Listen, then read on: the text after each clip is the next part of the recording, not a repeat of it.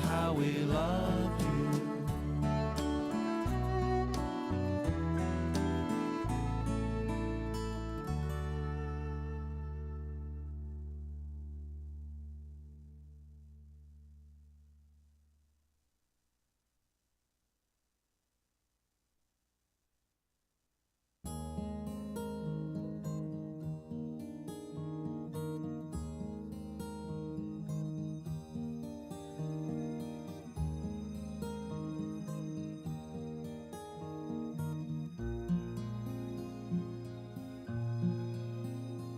Don't go looking through that old camphor box, woman. You know those old things only make you cry.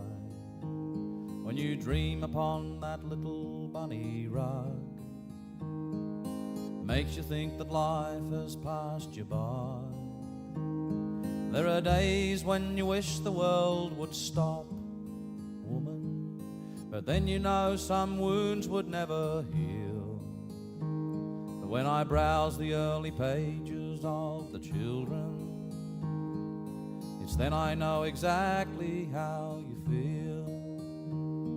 Hey, it's July and the winter sun is shining, and the Cootamundra wattle is my friend.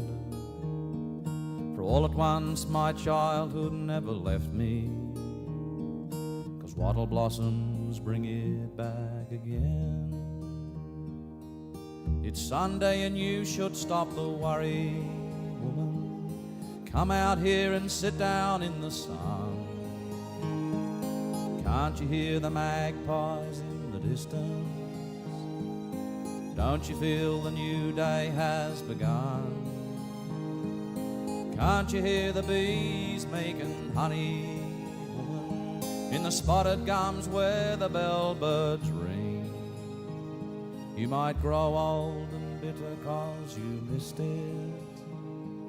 You know some people never hear such things. Hey, it's July and the winter sun is shining, and the Cootamundra wattle is my friend. For all at once my childhood never, woman, read all about what's going on in hell. They don't care to tell the world of kindness. Good news never made a paper sell. There's all the colours of the rainbow in the garden, woman, and symphonies of music in the sky. Heaven's all around us if you're looking, but how can you see it if you cry? Hey, it's July and the winter sun is shining, and the Cootamundra wattle is my friend. For all at once my childhood never left me, 'cause wattle blossoms bring it back again.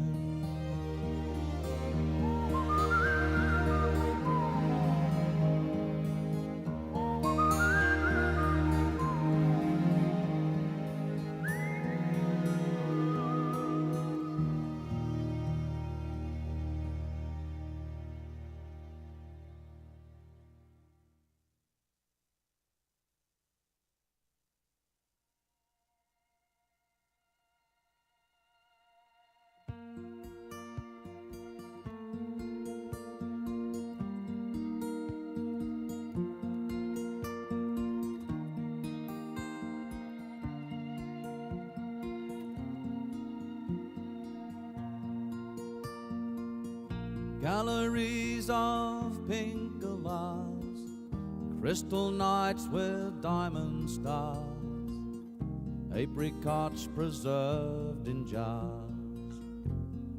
That's my home. Land of oceans in the sun, purple hazes, river gum, breaks your heart when rain won't come. It breaks your heart. It takes a harsh and cruel drought to sort the weaker saplings out, it makes room for stronger trees. Maybe that's what life's about. Winter's come, the hills are brown, shops are closed, the blinds are down, everybody's leaving town, they can't go on.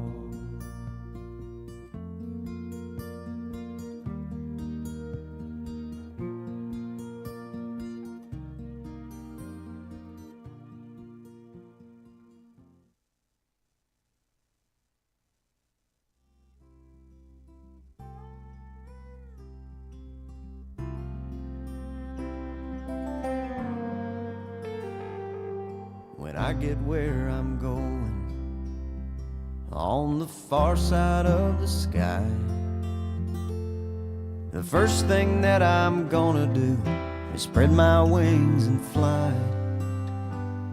I'm gonna land beside a lion and run my fingers through his mane, where I might find out what it's like to ride a drop of rain. Yeah, when I get where I'm going, there'll be only happy tears. I will shed the sins and struggles I have carried all these years, and I'll lead my heart, and he'll match me step for step,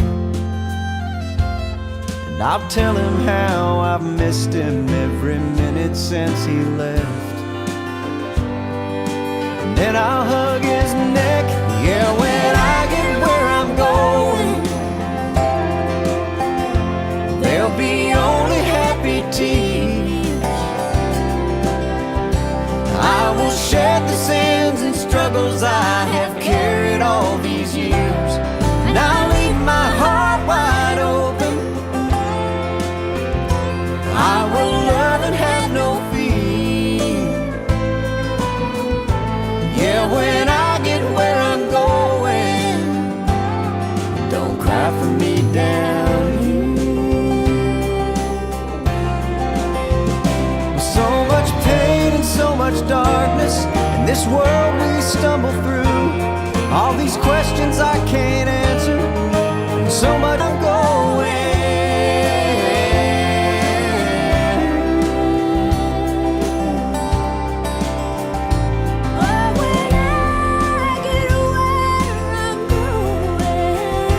There'll be only happy tears.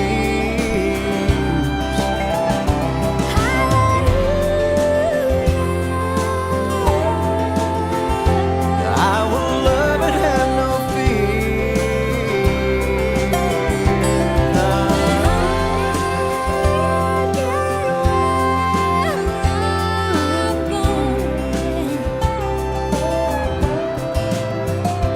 Yeah, when I get where I'm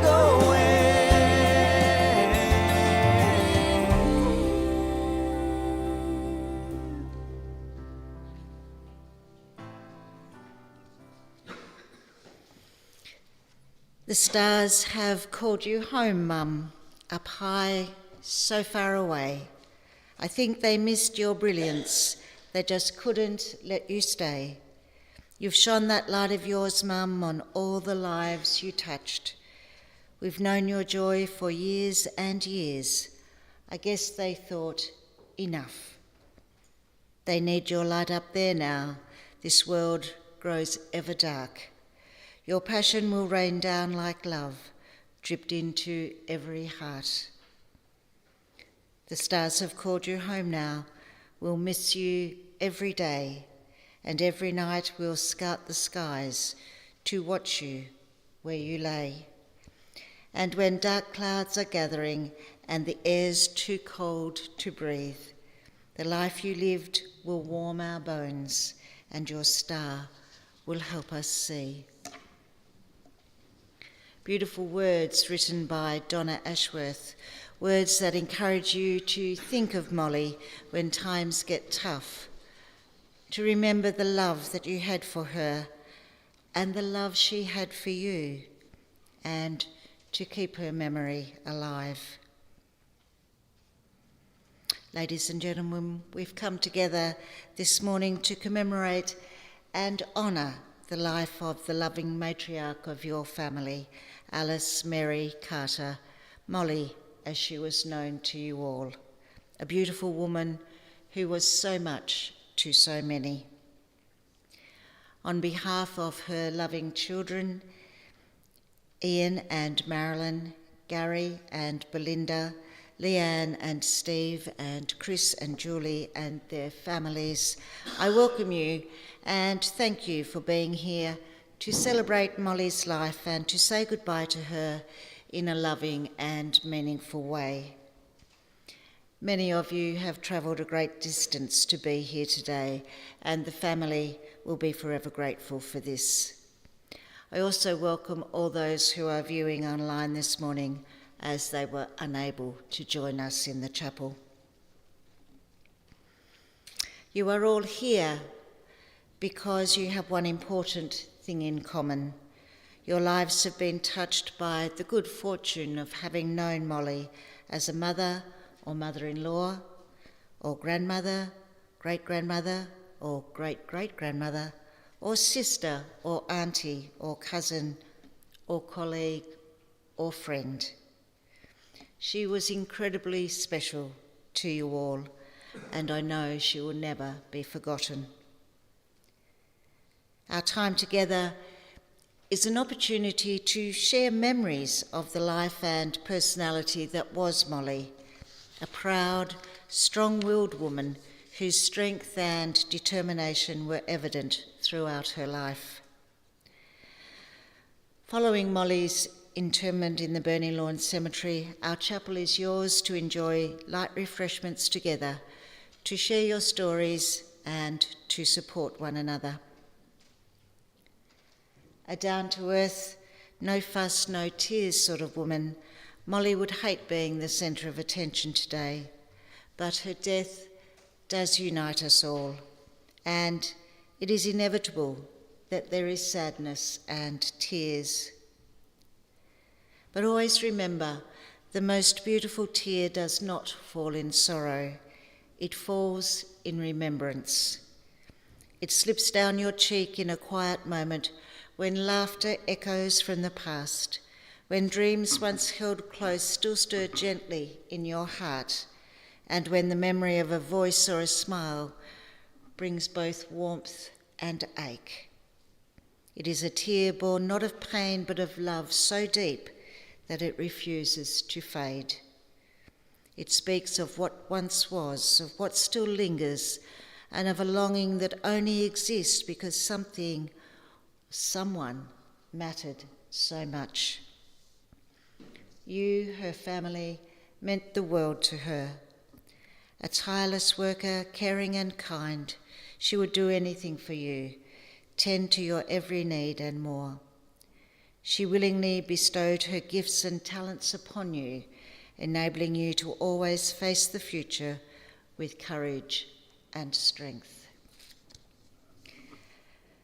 Born in Deloraine on the 5th of June 1933, Alice was one of 12 children born to Frank and Martha Wilcox, and from an early age she was known as Molly. She was a happy, active and well-known child in the Deloraine area, and she grew into an extremely active young lady, enjoying 10-pin bowling, swimming and darts. She loved to share happy memories of her early years with her family. Molly's early working life began in hospitality, working as a waitress in hotels around her local area. Later, she worked in her own businesses, the first being Peppy Pies in Somerset, a business that became so successful that a local bakery bought her out and closed the operation down. Such was the threat to their own success. Later, she owned the North Terrace Milk Bar on the current site of Kentucky Fried Chicken. This was followed by the Triabunna Milk Bar and the Joyce Street Milk Bar, both very successful. Later, Molly owned and operated the Highway Halt in Sulphur Creek an extremely successful business that still operates today. All of these businesses were 7 days a week with long hours.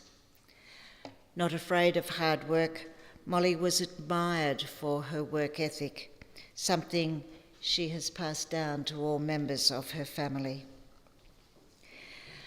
Alongside being a successful businesswoman, Molly found time to hold the position of president of the Burnie Amateur Cycling Club for several years, giving many voluntary hours to the club. She also had a passion for gardening, creating magnificent gardens in all the homes in which she lived. Beautiful flowers and abundant vegetables were the envy of many. Her husband, Bill, supported her interests and would often be found in the kitchen preparing the meals while she tended to her garden. Molly and Bill lived in several homes over the years, the first being in Grenville Street, where they raised their children. Later, they moved to a 5-acre property in Somerset, where she had a cow she milked every day and a pig who loved her right up to when it met its fate at the sale yards. This was followed by a home in Gilmore Crescent, and later 12 acres in Haywoods Lane was purchased, where they made their home in a 40-foot caravan, and many fabulous times were had, making home brew, trapping rabbits, and again enjoying the company of a cow she milked every day, and that she treated to the occasional visit from a local bull, resulting in calves over the time. Molly loved having a sherry with Bill, that is until someone encouraged her to change to red wine, as it was better for your health. So red wine was enjoyed too, as they listened to Bill's country music choices. A proud, strong-willed, some might say opinionated woman, Molly will be remembered for many things. One thing in particular that has always raised a giggle is the story that Ian tells of the first time he took his girlfriend, Marilyn, now his wife of 50-odd years. He took her home to meet his mum. Molly got home from work, went straight over to the open fire, backed up, raised her skirt to warm her bum, and promptly farted loudly. Without missing a beat, she simply asked Marilyn how she was and continued on as if this had never happened. So today we farewell a wonderful lady full of love, compassion, and kindness. Sleep peacefully, Molly. Your work here is done.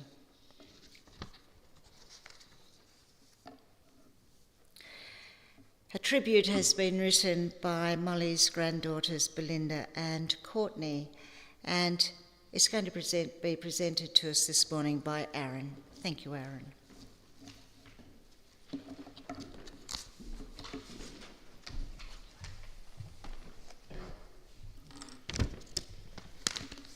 Good morning, everyone.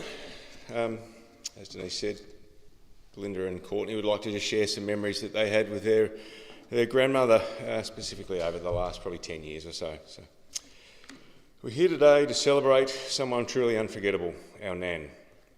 And let's be honest, if Nan were here right now, she'd probably interrupt me mid-sentence with something wildly inappropriate, completely unfiltered, and absolutely hilarious, because that's what Nan did. No filter, ever. You never really knew what was going to come out of her mouth, and frankly, neither did she. But that's exactly what we loved about her. After Pop passed away 10 years ago, excuse me, Nan, BJ, Courtney, they grew even closer. When Nan's carers would turn up to do the cooking and cleaning, she had a way of turning those visits into social events. I mean, sure, they were getting paid to be there, but Nan made it feel like they were being paid to have a cup of tea, a laugh, and a proper gossip session. And trust me, no one loved a bit of gossip like Nan. So quite often, BJ or Courtney would turn up and Nan would ask them if they'd mind running the vacuum or the mop over the place, which of course they happily did, all while being filled in from Nan on all the gossip that she'd heard earlier that day or week from those that were being paid to be doing the cleaning. Now let's talk about Nan's cooking. The famous lemonade scones. Courtney says her arteries are still recovering, but her heart is forever grateful.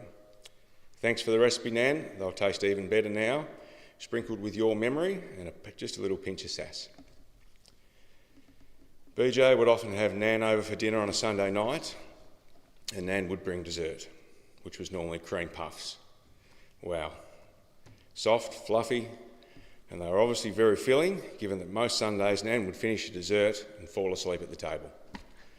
That was generally her way of saying that she's ready for home. Some of the girls' favourite memories are of picking Nan up from the nursing home and going for a drive out to Krusty's and then to the beach. She'd have a sausage roll in one hand and a coffee in the other, and a huge smile as she smelled the sea air. Getting Nan into the car was often an excursion on its own. It was like playing Tetris with limbs and laughter. We'd half lift, half throw her in, all while she gave a running commentary, which we swear she was just doing for the entertainment. Eventually, when we couldn't get Nan in the car anymore, we brought the beach to her, or at least the takeaway coffee part. We'd walk into a room at the nursing home, and before we could even say hello, she'd have her arm outstretched, waiting for the coffee, like it was a sacred ritual. Then there was the mischief that she got up to at the nursing home with a partner in crime, Isla. They were as thick as thieves, and together they were unstoppable. Whether it was sneaking in an extra dessert or plotting a cheeky prank, they were a force to be reckoned with. One night, Nan was so proud of herself, she wanted to show off her new trick. She'd somehow managed to connect her phone to her hearing aids and asked Courtney to come with her as she let Isla borrow her phone. All the while, they were outside listening to Isla's conversation through her hearing aids without her knowledge. You can't make this stuff up. Nan thought it was a great joke. All the while, Isla had no idea what was going on. And when you think about it, it was a very good achievement, really, considering Nan owned about 73 mobile phones and never really knew how to use any of them. Nan missed Isla dearly when she passed, and we have no doubt that now they reunited, they'll be back to their mischievous ways. Nan loved hearing about the residents from Courtney's work, mostly because somehow everyone knew Nan, and if they didn't, by the end of the conversation, they did, because they was usually someone's cousin, someone's sister, someone's brother, or such and such's brother. No, I don't, Nan. Yes, you do. I played darts with them. Yep, okay. Well, that's their husband. Right, thanks, Nan. And then there was the nursing home gossip. Nan could fill the whole newspaper, whether these stories were true or not, or made up on the spot. She delivered them with absolute confidence that you believed that she was the editor-in-chief of the Nursing Home Confidential. BJ and Courtney, well, they spent years in great debate over who was Nan's favourite. They fought about it right to the end, but in truth, they both knew the answer. It was whoever bought the coffee that day. Nan always asked to see the great-grandkids and bring them up for a visit. She just loved seeing them. Belinda's girls loved visiting her at the nursing home, always wondering what she would come out with next and how inappropriate it'd be. They had some great laughs with Nan, witnessing some of the things that she'd do and say to some of the unsuspecting residents or staff. Nan, we are forever grateful for those final days and hours by your bedside, holding your hand. We laughed and we cried, and we even argued about food, which feels like the most us way to say goodbye. Thank you, Nan, for all the love, laughs and stories. You're one of a kind, completely unfiltered, occasionally inappropriate, but absolutely adored. We'll miss you, our naughty Nan. Love always. BJ and Courtney.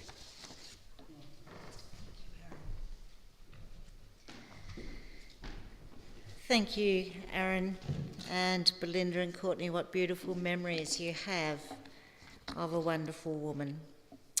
We now have the privilege of viewing a set of photographs depicting aspects of Molly's life that have been collected from family albums. The song chosen to accompany these is another Slim Dusty, Looking Forward, Looking Back.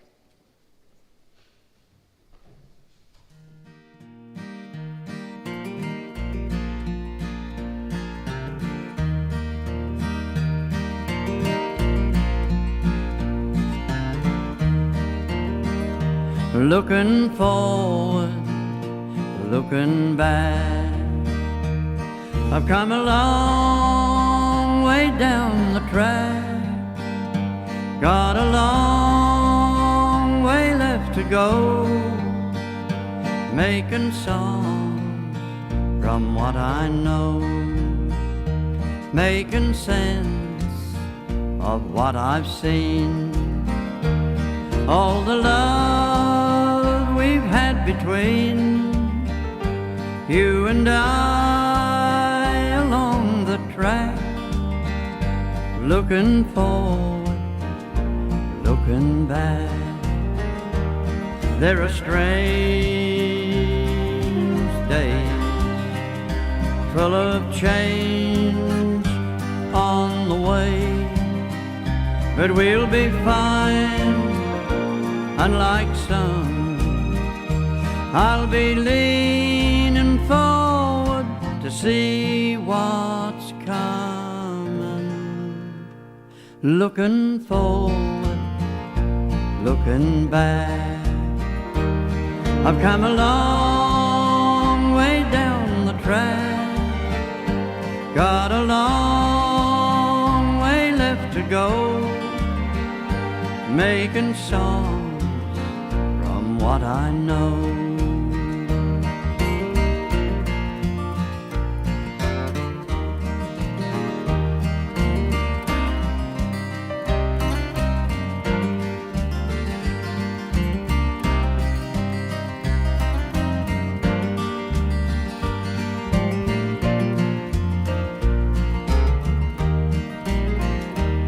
If I'm alone at night, I can see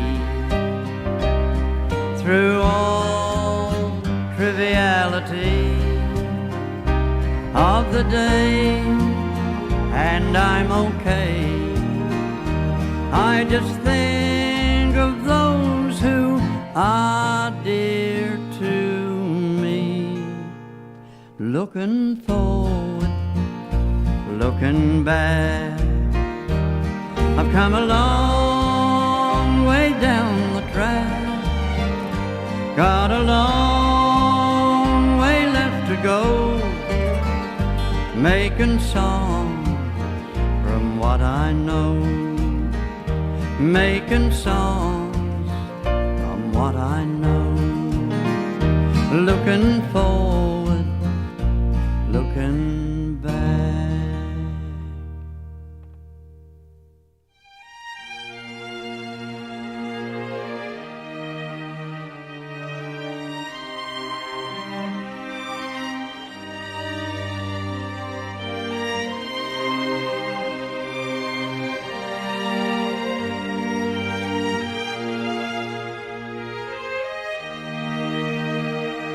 There are strange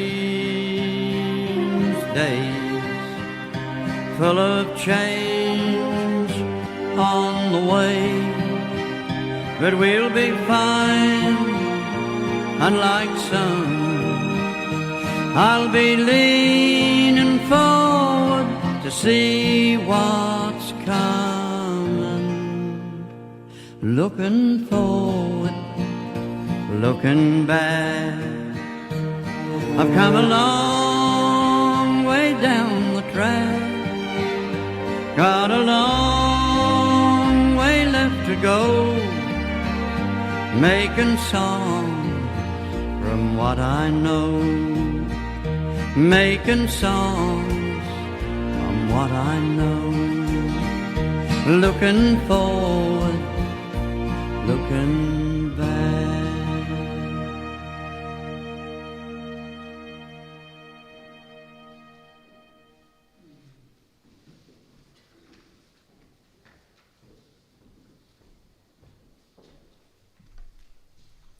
Beautiful memories. Those gardens were spectacular. Ladies and gentlemen, would you please bow your heads and join me in the Lord's Prayer. Our Father, who art in heaven, hallowed be thy name. Thy kingdom come, thy will be done on earth as it is in heaven.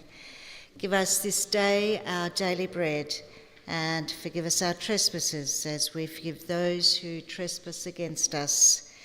Lead us not into temptation, but deliver us from evil. Amen. I wonder what Molly might say to you if she were here right now. Maybe this: I know that you are struggling now that I am not around, feeling my absence deeply.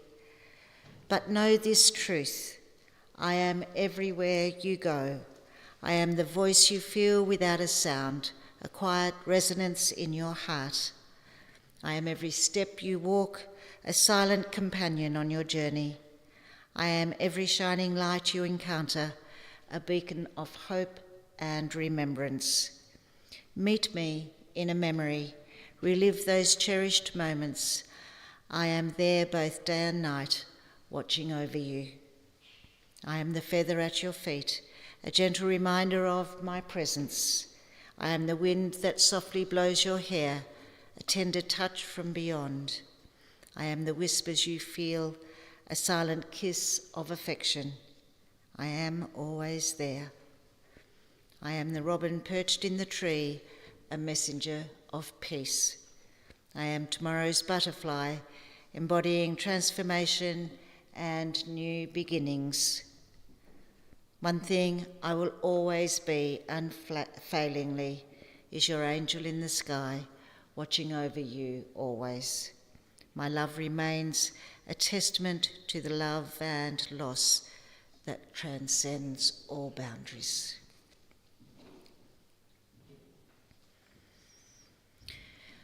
When we lose someone we love, life goes on. So it is important to think about all the things you are glad about, and from what we have seen and heard today, there have been plenty. These are the things that will keep you going and help you to smile again. Molly left this world on Sunday the 29th of June after spending time in the Northwest Regional Hospital, whom the family extend their sincere thanks to for the wonderful care and kindness they bestowed on Molly. We know that Molly's spirit and her living made a difference and will continue to do so as long as each of you remember her in your hearts and carry the lessons of her life with you. You now are the representatives and the ambassadors of her legacy. She gave you wonderful gifts of kindness, graciousness, strength, acceptance, and love. She showed you how to live with a strong and positive heart and how to be thankful for everything you had. Cherish it always. Molly will now take her final journey to the Burney Lawn Cemetery where she will be laid to rest. Please join her on this journey or feel free to remain here to await the family's return. Would you all please stand? We've done us proud to come this far, down through the years to where we are, side by side, hand in hand, we've lived and died for this great land. Done us proud. I sailed the sea in search of freedom. I tilled the soil for seed to grow. I built the fences to hold the cattle